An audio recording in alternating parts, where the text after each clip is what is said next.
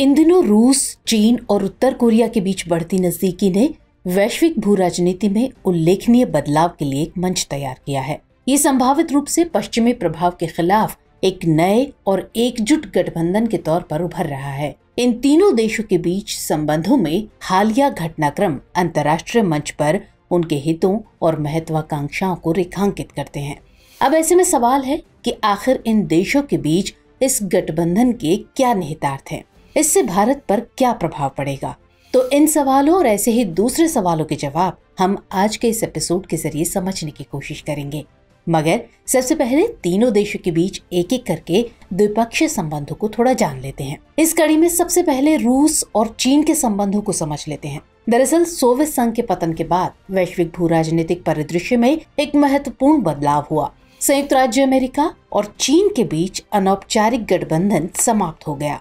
इससे चीन और रूस के बीच तालमेल को बढ़ावा मिला। साल 1992 में दोनों देशों ने रचनात्मक साझेदारी की घोषणा की। इसके बाद साल 1996 तक इनके रिश्ते रणनीतिक साझेदारी की तरफ बढ़ गए।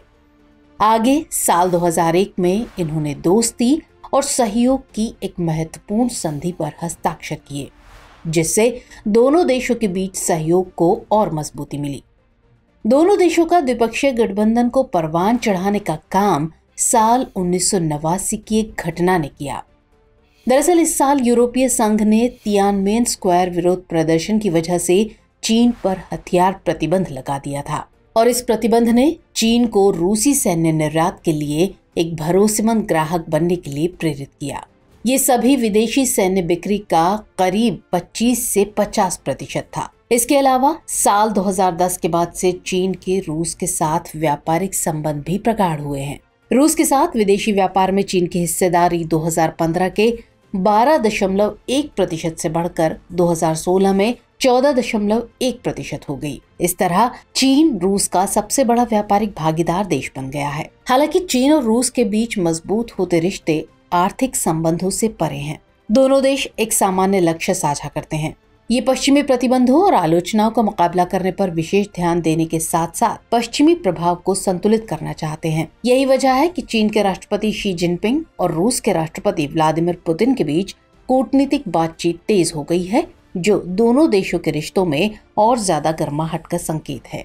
इसके अलावा साल 2018 में वोस्तोक अभ्यास जैसे संयुक्त सैन्य अभ्यास उनके रणनीतिक गठबंधन को मजबूत करने के लिए उनके इरादों को दर्शाते हैं। इस तरह चीन और रूस के बीच ये करीबी विशेष रूप से संयुक्त राज्य अमेरिका जैसी पश्चिमी शक्तियों के सामने एक महत्वपूर्ण भू राजनीतिक बदलाव पर प्रकाश डालती है।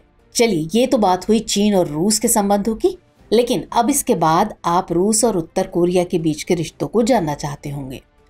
तो असल में रूस और उत्तर कोरिया के बीच ऐतिहासिक रिश्ते शीत युद्ध के युग में बहाल हो गए थे। इस दौरान सोवियत संघ ने उत्तर कोरियाई शासन को अपने समर्थन की पेशकश की थी। दोनों के रिश्ते तब परवान चढ़े जब सोवियत संघ ने 12 अक्टूबर 1948 को Democratic People's Republic of Korea यानी उत्तर कोरिया को आधिकारिक तौर पर मान्यता दी थी। ऐसा करने वाला रूस पहला देश था।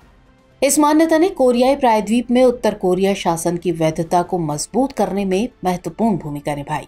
यहाँ गौर करने वाली बात यह है कि विभाजित कोरियाई राष्ट्र में चीन कोरिया गणराज्य को मान्यता देने वाला पहला देश था।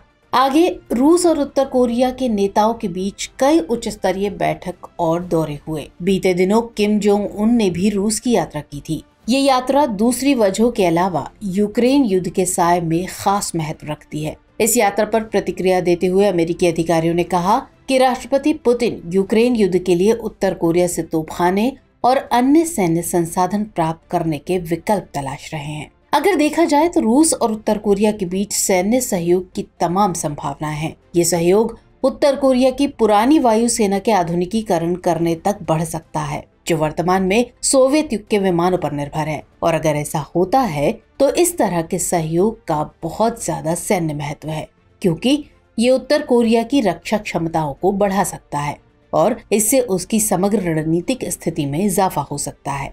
इसके अलावा दिलचस्प बात यह है कि दोनों देश पश्चिमी शक्तियों के तमाम प्रतिबंधों को झेल रहे हैं। रूस को यूक्रेन में अपनी कार्रवाई के विरोध में प्रतिबंधों का सामना करना पड़ा है, तो उत्तर कोरिया को अपने परमाणु कार्यक्रम के कारण व्यापक प्रतिबंधों का सामना करना पड़ रहा है। ऐसे में दोनों देश इन प्रतिबंधों के प्रभाव को कम करने और पश्चिमी दबाव को खत्म करने की कोशिश कर रहे हैं। चलिए, इसके अलावा अब चीन और उत्तर कोरिया के बीच संबंधों की बात करें तो उत्तर कोरिया के साथ चीन के ऐतिहासिक संबंधों को प्राकृतिक विशेषता के तौर पर देखा जाता है, जो रणनीतिक विचारों से प्रेरित है। दरअसल चीन खास तौर पर अमेरिकी सैन्य उपस्थिति के लिहाज से उत्तर कोरिया को एक महत्वपूर्ण बफर स्टेट के तौर पर देखता है, जो पश्चिमी प्रभाव को बेहतर ढंग से विफल कर सकता है। इस रणनीतिक अनिवार्यता ने चीन को सालों से उत्तर कोरिया को महत्वपूर्ण आर्थिक और राजनयिक समर्थन देने के लिए प्रेरित किया है। इससे दोनों देशों के बीच साझेदारी काफी हद तक गहरी हुई है। दोनों के बीच व्यापार के आंकड़े इनके रिश्तों की कहानी बयां करते हैं। चीन उत्तर कोरिया के सबसे बड़े व्यापारिक भागीदार के रूप में उभर रहा है। साल 2021 की बात करें तो इसमें दोनों देशों के बीच $316.3 मिलियन का द्विपक्षीय व्यापार हुआ था। वहीं जून 2023 तक चीन ने उत्तर कोरिया में $155 मिलियन का निर्यात और $29.5 मिलियन का आयात किया था। इससे दोनों के बीच आर्थिक रिश्तों का अंदाजा लगाया जा सकता है। इसके अलावा चीन और उत्तर कोरियाई नेताओं के बीच राजनयिक आदान प्रदान भी होता रहता है। साल 2019 में राष्ट्रपति शी जिनपिंग ने प्योंगयांग की यात्रा की थी। इससे चीन के लिए उत्तर कोरिया के महत्व के बारे में अंदाजा लगाया जा सकता है। चीन का उत्तर कोरिया पर काफी प्रभाव है। इसमें क्षेत्रीय स्थिरता के प्रयास और उत्तर कोरिया को परमाणु निरस्त्रीकरण वार्ता में शामिल करने जैसी पहल शामिल है। ये साझा रणनीतिक परिप्रेक्ष्य और सहयोगी रुख चीन और उत्तर कोरिया को करीबी सहयोगियों के तौर पर पेश करता है। मगर सवाल है कि रूस, चीन और उत्तर कोरिया के गठबंधन से भारत के लिए क्या मायने हैं। असल में ये गठबंधन भारत के सामने जटिल चुनौतियां पेश करता है। ऐतिहासिक रूप से भारत ने रूस के साथ गर्मजोशी भरे संबंध साझा किए हैं। ये संबंध शीत युद्ध के युग से ही मौजूद हैं। हालांकि भारत ने पश्चिमी शक्तियों के साथ भी रिश्ते बनाकर रखे हैं और वर्तमान में अमेरिका के साथ भारत के संबंध रणनीतिक साझेदारी तक बढ़ गए हैं। ये अलग बात है कि भारत ने नाजुक संतुलन बनाकर दोनों पक्षों से लाभ लिया है। मगर रूस, चीन और उत्तर कोरिया के बीच उभरते गठबंधन में भारत खुद को एक राजनयिक चौराहे पर पाता है। दरअसल अमेरिका इस कवायद को सावधानी से देख रहा है, क्योंकि ये पश्चिमी प्रभुत्व को चुनौती दे सकता है। जानकारों की माने तो ये संभवतः वैश्विक व्यवस्था को भी नया रूप दे सकता है। इधर चीन के साथ भारत के संबंध तनाव से भरे हुए हैं। विशेष रूप से सीमा विवाद के चलते दोनों के बीच गहरे मतभेद हैं। तो ऐसे में बदलते परिदृश्य को प्रभावी ढंग से नेविगेट करने के लिए भारत को एक सूक्ष्म दृष्टिकोण अपनाने की जरूरत है। उसे रूस के साथ अपने ऐतिहासिक संबंधों को आगे बढ़ाना जारी रखना है, तो वहीं हिंद प्रशांत क्षेत्र में साझा मूल्यों और हितों की रक्षा के लिए अमेरिका के साथ सक्रिय रूप से जुड़कर भी रहना है। चीन के संबंध में भारत को अपनी सुरक्षा चिंताओं की सतर्क रक्षा करते हुए सहयोग के रास्ते तलाशने की जरूरत है। इस स्थिति में रणनीतिक सतर्कता के साथ एक संतुलित जुड़ाव भारत के लिए महत्वपूर्ण साबित हो सकता है, क्योंकि ये इस उभरते गठबंधन के लाभों और संभावित खामियों का मूल्यांकन करता है।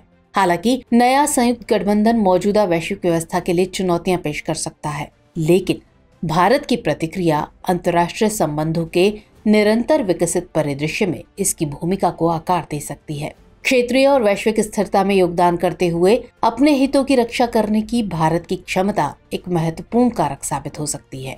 तो कुल मिलाकर रूस, चीन और उत्तर कोरिया के बीच उभरता गठबंधन मौजूदा विश्व व्यवस्था के लिए एक महत्वपूर्ण चुनौती प्रस्तुत कर सकता है।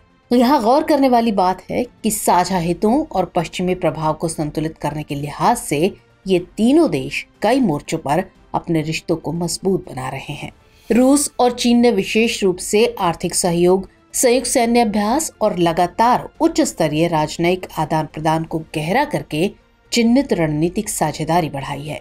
रूस के साथ उत्तर कोरिया के हालिया जुड़ाव और रूस और चीन दोनों के साथ इसके ऐतिहासिक संबंध इस उभरते ब्लॉक को और मजबूत कर रहे हैं। चूंकि ये देश अपने हितों के चलते इस गठबंधन को आगे और मजबूत कर सकते हैं, इसलिए आने वाले समय में मौजूदा विश्व व्यवस्था पर प्रभाव के लिहाज से ये क्षेत्र महत्वपूर्ण होगा। तो चलिए चर्चा को विराम देते हुए नोट कर लेते हैं आज का सवाल। रूस, चीन एवं उत्तर कोरिया के बीच विकसित होते गठबंधन के निहितार्थ को समझाइए।